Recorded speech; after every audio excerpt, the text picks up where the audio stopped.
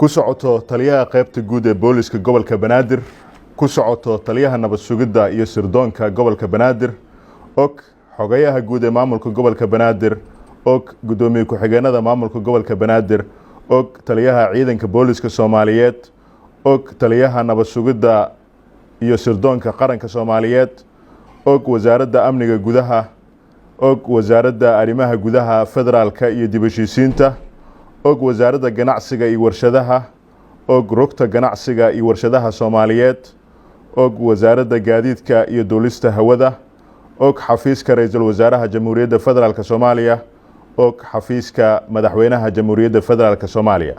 Ujeedo kala diris guddiga iskaashatada gaadiidleyda gobolka Banaadir.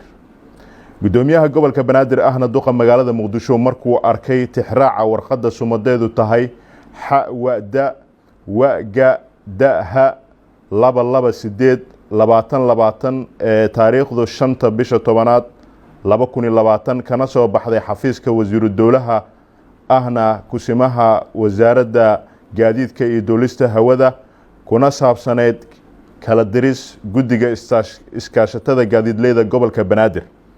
Markuu arkay warbixinta hay'adda amniga dalka ee ku saabsan in guddiga iskaashatada gaadiidleyda gobolka Banaadir ku milmeen ururka argagixisada ee Al-Shabaab. Haddaba hay'adaha amniga gobolka Banaadir oo ay warqadan sida tooska ugu socoto waxaa lagu wargelinayaa in maamulka gobolka Banaadir kala diray guddiga iskaashatada gaadiidleyda gobolka Banaadir kadib warbixinta hay'adda amniga ee dalka.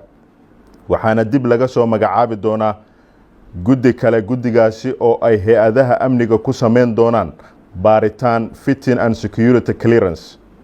Sidaa daraaddeed mas'uuliyiinta warqadda ogeysiiska ku leh waxaa iyaguna laga codsanayaa in ay sidaasi ula socdaan. Digniin hay-adaha amniga gobolka Banaadir waxay si isku mid ah ula dagaalami doonaan argagixisada iyo ciddii gacan ku siisa gumaadka shacabka Soomaaliyeed gaar ahaan shacabka ku nool caasimadda Muqdisho. Waxayna hay-adaha amniga ay si cad ugula dagaalami doonaan cid kasta oo gacan ku siisa argagixisada qodobada soo socota. 1. Qofkii ku taageera dhaqaale. 2. Qofkii u koreeyay guri ama ka kireystay gurigiisa. 3. Qofkii ka iibiyay gaari ama siiyay garaash. 4. Qofkii la wadaaga macluumaad ama xiriir kala sameeyay gudaha caasimadda Muqdisho. 5. Qofkii dhiirigeliya argagixisada ama baahiya dacayada ay u baahan yihiin. 6. Qofkii ku dhiirigeliya shacabka Soomaaliyeed gaar ahaan dhalinyarada in ay u dagaalamaan argagixisada.